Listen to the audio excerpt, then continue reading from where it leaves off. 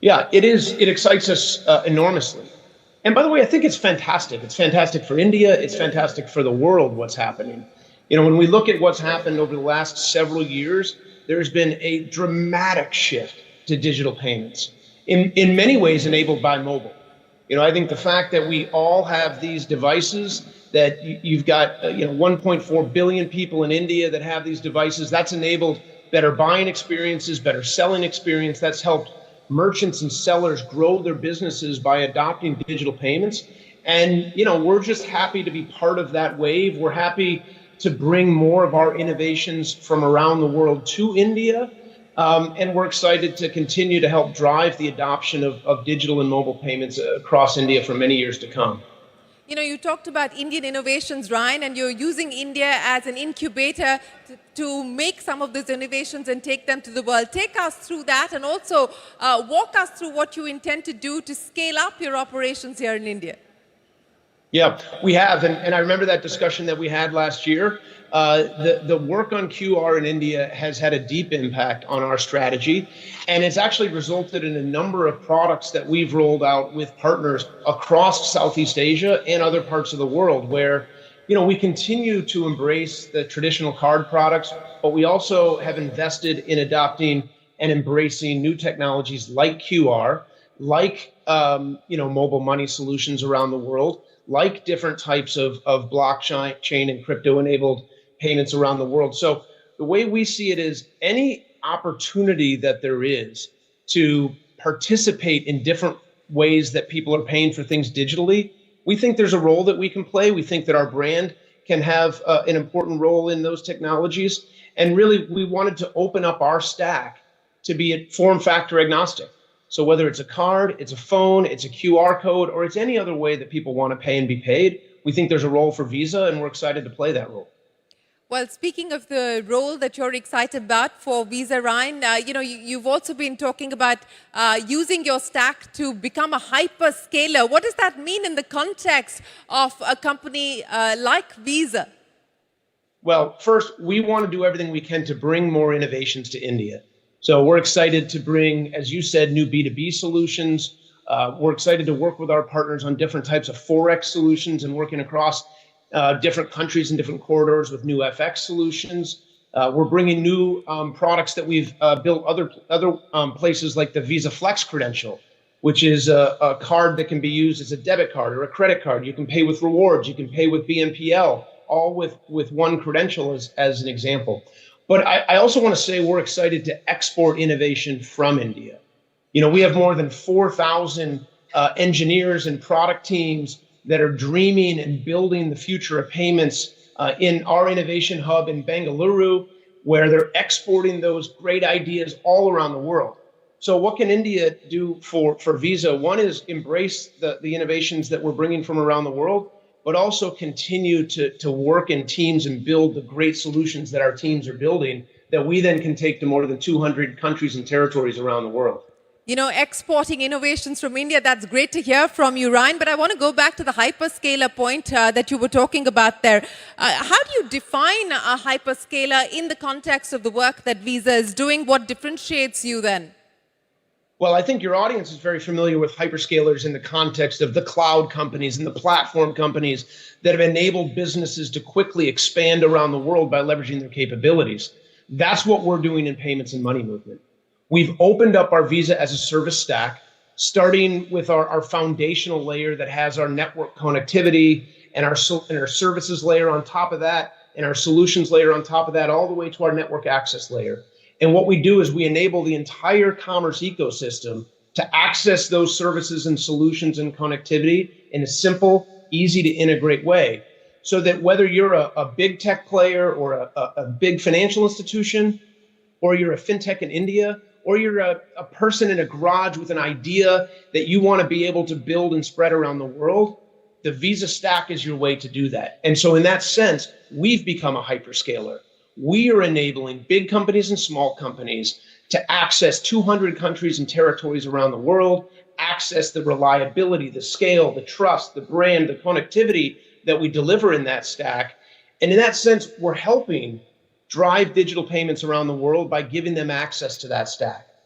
You know, Ryan, you were talking about that Visa stack, and I'm just looking at some of the numbers there and what you've been able to do, the deployment of next-gen VisaNet stablecoin, token growth, AI assistance development. Which layer, Ryan, do you believe will generate the biggest value for you over the next 2 to 3 years? I think they're all important. And they all play different roles in different economies in different parts of the world, which is why rather than make any one bet on one specific capability, we've made that stack available to everyone. So, you mentioned the next-gen VisaNet that we rolled out. I announced that on our earnings call last week. This is an entirely new platform that we've built. We've essentially redesigned our entire processing platform that we've deployed globally. We wrote more than half of that code with AI. We've launched that in a couple places around the world. And what we're doing, what that does is allows our clients and our partners, whether they be big tech, fintech, FIs, to work more agilely and get product into market more quickly, but do it with the same level of reliability, trust, and service that they've come to know from VisaNet for many years.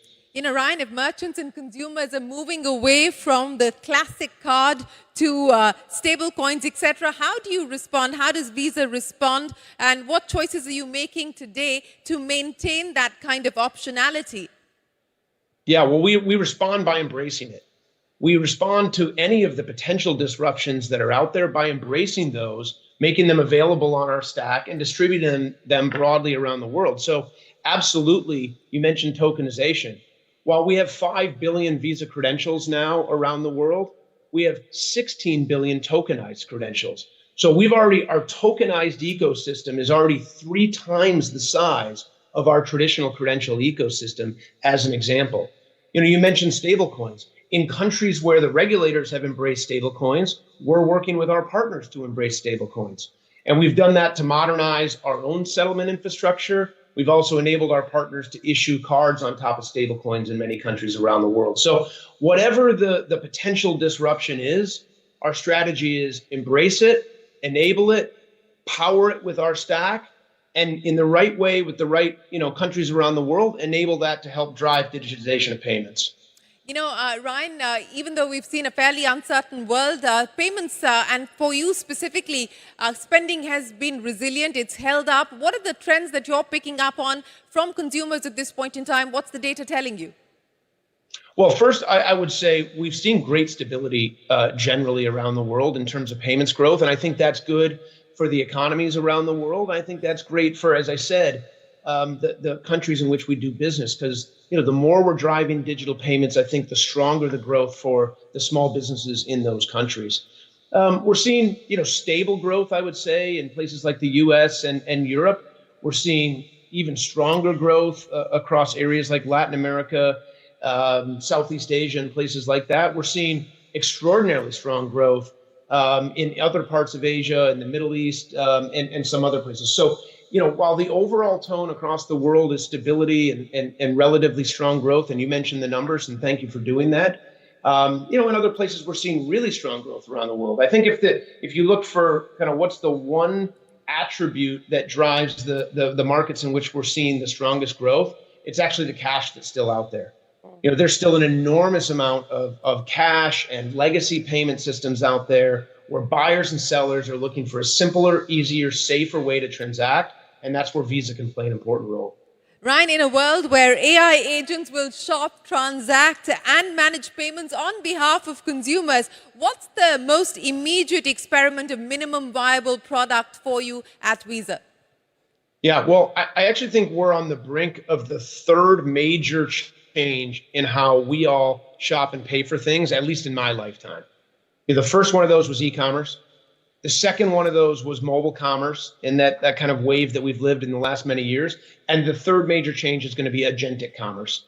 We are all going to have agents that are going to go out, they're going to shop, and ultimately they're going to buy on our behalf.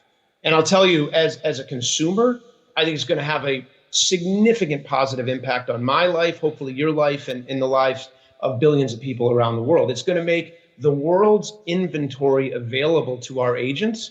And then we're all going to have an agent that's going to be able to go out and optimize on whatever I'm looking for and how I want to decide which product I want, whether it's price, value, availability, speed of getting to my house. So you asked about, what are the products that's going to enable that? I'll give you two.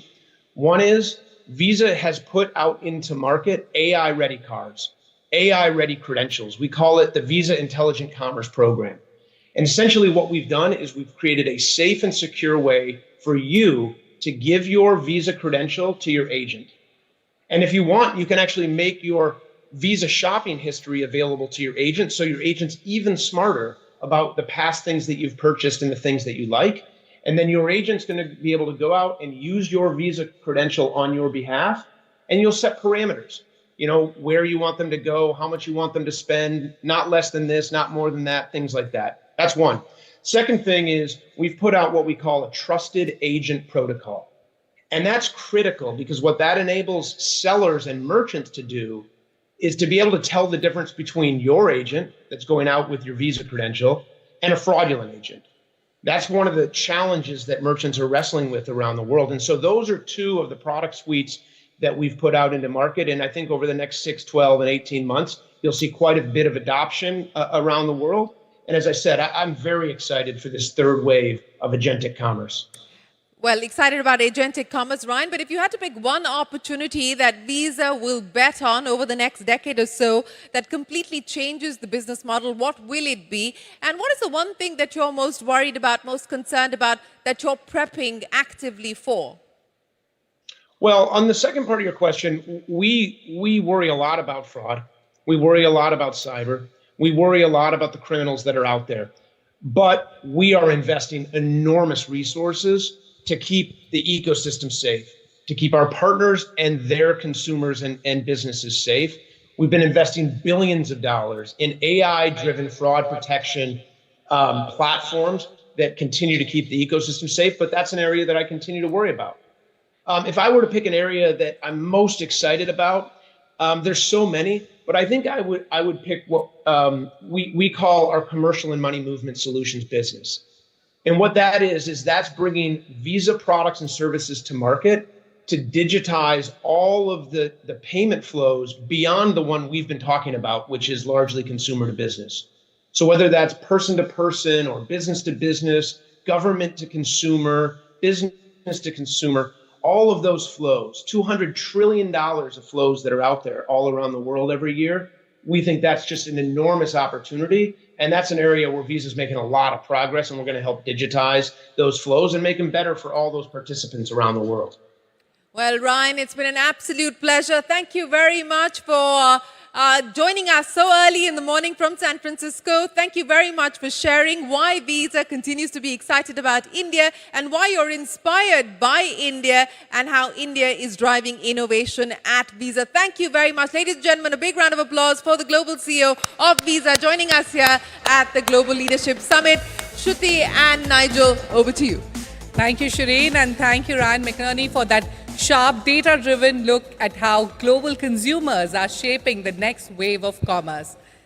Ladies and gentlemen, as we move towards closing the second edition of CNBC-TV18 Global Leadership Summit, we have something special planned for you ahead. Well, before we jump to that, we'd like to thank our speakers, moderators, and guests. Thank you for your great insights and for all the discussions.